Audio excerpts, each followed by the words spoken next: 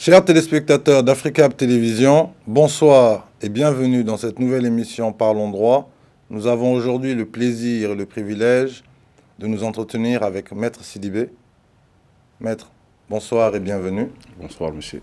Merci d'avoir accepté l'invitation. Merci, le plaisir est pour moi. Aujourd'hui, nous allons nous entretenir sur le thème droit et politique en période d'instabilité institutionnelle. Mais avant cela, nous allons vous présenter en quelques mots. Vous êtes Maître Abdoulaye Sidibé, vous êtes homme politique, vous êtes avocat inscrit au barreau du Mali, vous avez été trésorier des jeunes avocats du Mali, de l'association des jeunes avocats du Mali de 2018 à 2020, et vous aviez participé plusieurs fois à des actions associatives, caritatives, humanitaires, entre autres, qu'on ne pourra peut-être pas tout détailler tout de suite, mais on mettra le lien dans la vidéo pour que les téléspectateurs aient une idée un peu plus précise de votre profil. Donc, est-ce que vous pouvez, d'entrée de jeu, nous expliquer qu'est-ce que c'est que le droit? Dans un premier temps, qu'est-ce que c'est que la politique et quel lien on peut établir entre ces deux-là? Merci, monsieur Sui. Tout le plaisir est pour moi d'être l'invité de cette émission Parlons droit. Et pour ce faire, j'adresse mes salutations à toutes celles et à tous ceux qui nous suivent en ce moment. Parlant du droit, le droit partant d'une définition générale est un ensemble de règles qui régissent la vie des hommes et des femmes en société. Et partant de cette définition, c'est un moyen de régulation des droits qui régule les rapports sociaux. En ce qui concerne la politique, elle peut se définir comme tout moyen relatif à l'exercice, à l'organisation du pouvoir dans une société organisée. Donc, il ressort clairement de ces deux définitions la notion de société. Quand je définissais tout à l'heure les droits, il est ressorti de cette définition une notion de société. Également, en définissant la politique, la notion de société ressort. Donc, il est très facile de faire un lien entre ces deux notions, la notion de droit et la notion de politique. Pour la simple raison, le droit tend à assurer une certaine sécurité juridique à l'homme. L'homme, en parlant de l'homme avec grand H. Et la finalité de toute action politique est comment contribuer à l'amélioration des conditions de vie de nos populations. Donc l'homme également se retrouve au cœur de toutes les actions politiques, qu'elles soient politiques, économiques, sociales, culturelles, éducatives. Toute action politique, la finalité, c'est l'homme. Et le droit également, sa finalité, c'est l'homme. Donc, entre ces deux notions, il ne peut y avoir une antinomie entre droit et politique, tous deux concourant à la satisfaction de l'homme. D'accord. Maintenant que vous nous avez expliqué de manière théorique, on va dire, ces deux notions, comme on l'a dit dans nos propos liminaires, vous avez l'avantage d'appartenir un peu à ces deux mondes-là qui sont, comme vous l'avez dit, qui ne sont pas antinomiques, mais bien au contraire, qui sont complémentaires. Vous êtes avocat, donc vous êtes confronté au droit tous les jours, mais vous êtes aussi secrétaire général d'un parti politique depuis un certain temps. Donc vous savez aussi quels sont le mariage ou les liens possibles entre ces deux notions-là dans une période d'instabilité politique ou institutionnelle. Parce qu'au jour d'aujourd'hui, force est de constater qu'on est dans une transition et que cette transition est la résultante aussi d'un certain nombre de choses. Donc vous, avec votre regard, comment pensez-vous que ces deux éléments peuvent se mettre ensemble pour lutter, ou en tout cas impacter positivement une période d'instabilité institutionnelle? D'abord, il faut que chaque notion reste à sa place. Je l'ai dit à l'entame de mes propos que ces deux notions ne sont pas antinomiques, Cependant, chacune des notions doit jouer son rôle. Le Mali traverse depuis un certain moment une instabilité institutionnelle à la limite chronique, de mon point de vue. Et chaque fois qu'on veut s'écarter de la règle des droits, on s'expose et on expose les institutions de la République. Parce que la politique n'a pour support que la règle des droits. C'est le respect de la règle des droits qui oriente toutes les actions politiques. Mais chaque fois que les actions politiques s'écartent, ou chaque fois que les politiques s'écartent du respect de la règle des droits, au motif que nous traversons une période politique exceptionnelle, sur la base des seuls arrangements politiques, des compromissions politiques, et pour fouler au pied les règles des droits, on s'expose, on ne finira pas d'assister à des questions d'instabilité institutionnelle. Mais je sais, prenez un exemple maintenant, ça fait un moment que le pays vit une situation sociopolitique, mais dans ce pays, nous avons même eu, je ne sais pas par quelle imagination, aller jusqu'à soutenir que la charte de la transition avait primauté sur la Constitution. Une Constitution qui d'ailleurs n'avait pas été suspendue. Vous dire que la politique ne pourra véritablement obtenir ce qu'elle cherche sans qu'il y ait un respect de la règle des droits. Le tout va revenir à ce niveau. Le respect de la règle des droits, l'état des droits qui doit se manifester dans tous ces compartiments. Excusez-moi de vous interrompre parce que vous dites quelque chose qui m'interpelle sur la règle de droit, sur le droit lui-même, notamment par exemple la pyramide d'Hans-Kelsen qui nous définit les différentes strates. Est-ce que vous pouvez expliquer brièvement à nos téléspectateurs quelle est la place des différentes sources du droit pour qu'ils comprennent le rôle ou la place d'une constitution ou d'un bloc de constitutionnalité et le rôle ou la place d'une charte de manière générale, hein, vraiment de manière générale.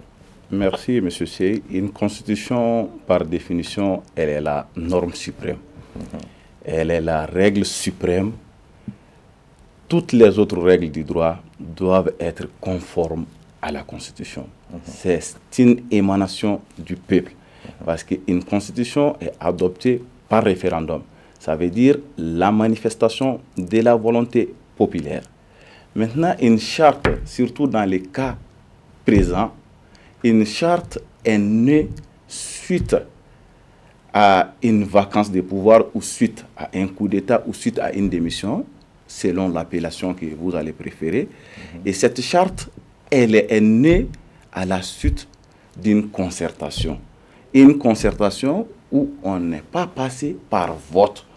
On est venu, les gens se sont concertés, les gens ont décidé que pour certains manquements, pour certaines insuffisances constatées ça et là, pour gérer une période transitionnelle, une période intérimaire, et qu'il serait bon de passer par l'adoption d'une charte. Et cette charte, en aucun moment, face à une constitution non suspendue, ne peut être supérieure à une constitution qui n'est même pas une loi dans le sens étymologique du terme. Mais quand vous dites qu'on soutient que la charte est supérieure à la Constitution, en tant que légaliste, effectivement, ça paraît difficile à concevoir. Mais ça a été fait d'un point de vue politique, ou est-ce que c'est des autorités même qui ont fait passer ce message-là par méconnaissance ou à dessein, ou est-ce que c'est simplement un résultat de discussions que vous avez eues avec différentes personnes dans le milieu politique?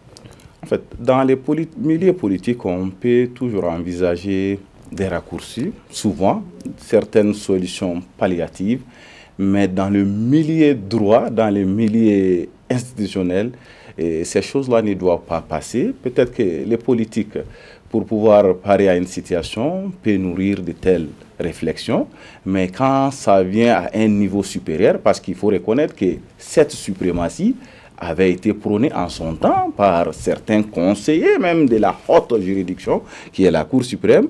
Et si vous avez remarqué les premières décisions nées de la prestation de serment du président de la transition, le visa de la charte venait avant celui de la Constitution. C'est né après que la Cour suprême s'est rétractée pour dire que désormais, c'est la Constitution qui prime sur la charte de la transition. Donc, que les politiques nourrissent de telles compréhensions, ça peut se comprendre, n'étant pas spécialiste du droit, mais qu'au niveau d'une institution comme la Cour suprême, que de telles réflexions soient menées, ça pose problème, je sais.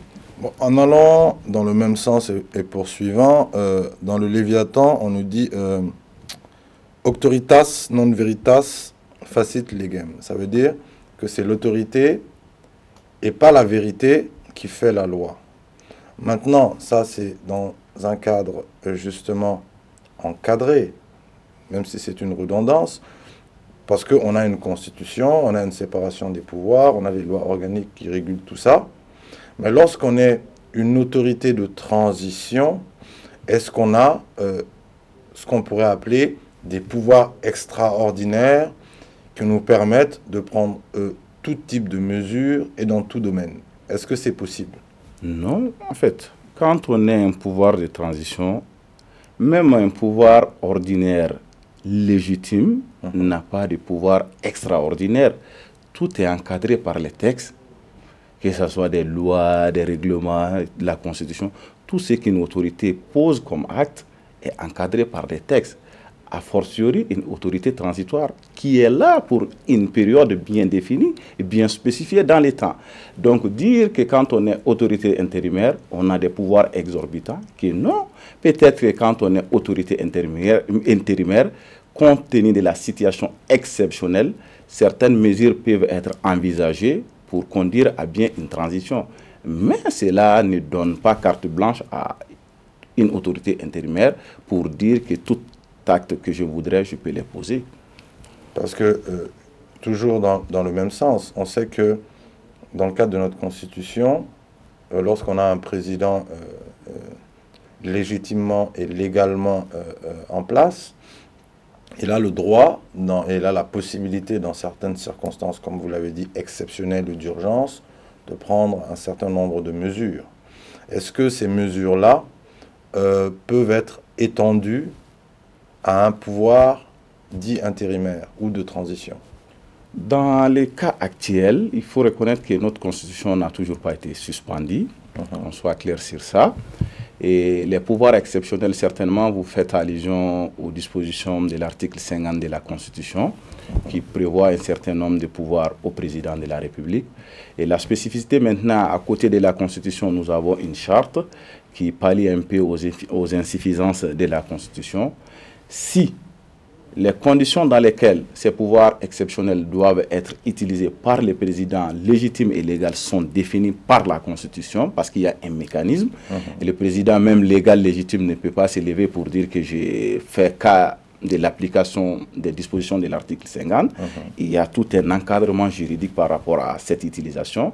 Et idem également pour une autorité transitoire qui, quand le besoin se fera sentir, pour faire appel aux dispositions de l'article 50, parce que la Constitution reste en vigueur, et cet encadrement encore reste là. Ça veut dire que c'est des garde-fous qui restent, quand bien même que les pouvoirs exceptionnels sont prévus par la Constitution. Ça, c'est l'aspect politique au sens pur, mais quand on parle de période d'instabilité institutionnelle, cela aussi peut être dû au contexte sécuritaire et ou peut-être même à l'urgence sanitaire que nous traversons aujourd'hui.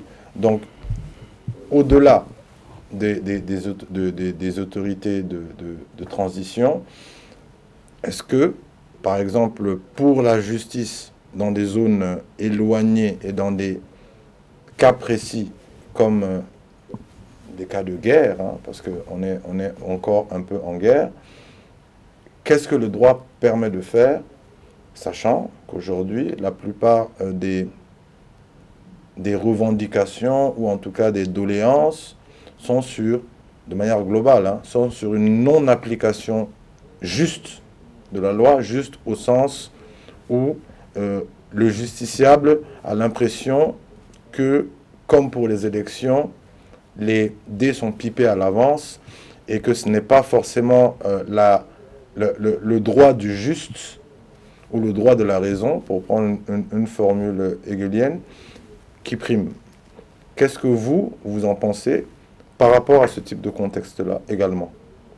Oui, c'est vrai que notre justice fait l'objet de toutes sortes de commentaires, où les justiciables sont dans une certaine incompréhension pour dire que le droit n'est pas suffisamment dit. Et moi, de mon point de vue, tout se résume à l'état des droits en réalité. Quand on instaure véritablement un état de droit, pas dans les dits, mais dans les faits, dans les actions. Ça veut dire quoi? Ça veut dire que la règle de droit, qu'elle soit commune à tout le monde, qu'il n'y ait aucune interférence quant à l'application d'un texte de loi. C'est-à-dire que toute décision qui émane de nos juridictions, conformément à cette formule qu'elle émane du peuple. Parce que les décisions sont rendues au nom du peuple. Mais chaque fois que le justiciable comprend qu'il n'est pas en sécurité juridique et que les décisions sont faites de telle sorte qu'il y a des poids, des mesures, rassurez-vous que le bout du tunnel est encore loin. Donc, de mon point de vue, que la règle de droit soit commune à tout le monde, que l'état de droit s'affirme dans tous les sens du terme. Mais pour ce faire, qu'est-ce que, par exemple, vous conseillez aux autorités, que ce soit celles qu'il y a en place actuellement ou celles qui vont venir après des élections justes, crédibles et transparentes, nous l'espérons tous? Qu'est-ce que vous conseillez pour justement une application non seulement de ces lois-là, et une prise en compte du peuple réellement dans les décisions, que ça ne soit pas simplement juste au nom du peuple, que ça soit réellement au nom du peuple? Un seul conseil pour les autorités, parce que je l'ai dit à l'entame de mes propos, que la finalité de toutes les actions politiques, c'est l'homme. C'est la satisfaction de nos populations. Et quand ces populations ne se reconnaissent pas dans ce qui s'est fait, dans ce qui s'est dit en leur nom, ça veut dire quelque part les choses ne se passent pas correctement. Donc c'est une remise en cause perpétuelle des autorités pour se dire que nous sommes venus au nom et pour le compte de ce peuple-là, mais ce peuple-là ne se reconnaît non seulement ne se reconnaît pas dans les politiques publiques, mais ne se reconnaît pas dans la justice qui est rendue en son nom. Donc, tout se résume à l'application de nos textes.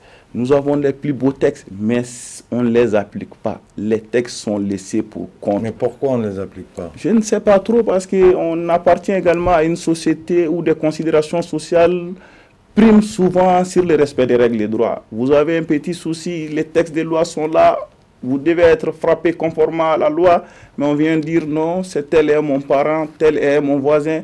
Et finalement, le droit est méconnu, le droit est laissé pour compte pour des arrangements sociopolitiques, pour des arrangements de considération des personnes. Tout se résume à l'état de droit. Et quand on vit dans un état de droit au vrai sens du mot, le peuple se sentira en sécurité et tout ce qui viendra de ces autorités, il les concevra et il les acceptera.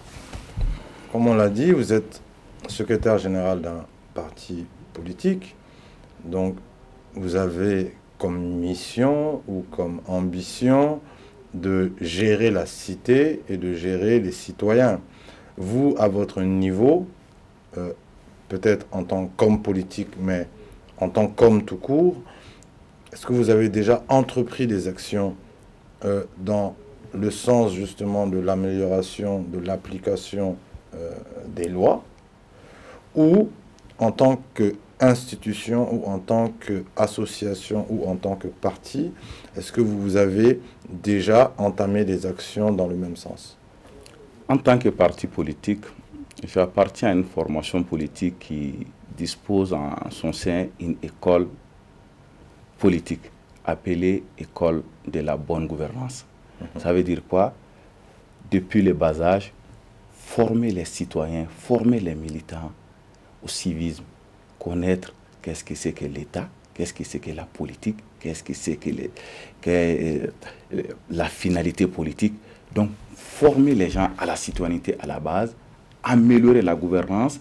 Donc, mon parti s'investit beaucoup dans ce sens-là, la formation citoyenne des militants de nos populations. En dehors de cela, ma formation politique s'investit beaucoup dans le cadre de l'amélioration des conditions de vie de nos populations, à travers des réalisations de forages, à travers des dons de moulins, à travers des projets, financement des projets structurants pour les associations féminines, à travers des actions de formation pour les jeunes, etc., etc. Donc pour nous, faire la politique, c'est cela. Connaître les difficultés de sa population, apporter au mieux les solutions qu'il faut, les former, les sensibiliser. Voilà l'intérêt politique. Mais si la politique sort de ce cadre-là, difficilement les populations pourront comprendre les hommes politiques. D'accord. On dit que mieux vaut servir que se servir. Et on constate effectivement, même s'il y en a qui sont beaucoup plus actifs que d'autres, que généralement dans les formations politiques, en tout cas, les ambitions sont là, les motivations sont là, et à la limite, j'ai envie de vous dire, le discours est là, mais les résultats tardent à se faire voir, parce que en autant d'années de démocratie, sans politiser l'entretien, on a encore beaucoup de mal à comprendre les mécanismes qui font et qui régissent l'État. Parce qu'au-delà des politiques, c'est aussi et surtout le rôle de l'État lui-même. Il y en a beaucoup qui ont parlé de l'éducation civique et morale, et vous-même vous en avez parlé. Il y en a beaucoup qui ont demandé à ce que ça soit réintroduit dans les programmes. Ça n'a toujours pas été le cas. Pourquoi? On va comprendre.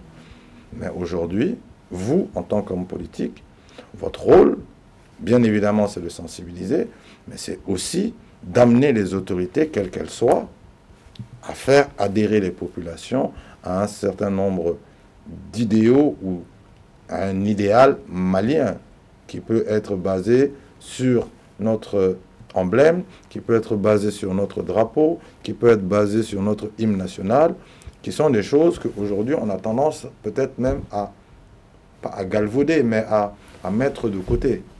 Non? Oui, en fait, c'est ce que j'ai dit, hein. Tout pour les autorités, en fait, une autorité, je m'excuse du terme, ne tombe pas du ciel. Une autorité vient du peuple. Et tout va partir du peuple et tout revient au peuple. Donc une autorité formée, une autorité sensibilisée, une autorité ayant en souci la prise en compte des préoccupations de sa population. Et quand on élira ces derniers, il n'y a pas de raison que la population n'ait pas un répondant. Mais quand c'est des gens qui viennent pour vivre de la politique, or on fait la politique pour servir sa population, sa communauté.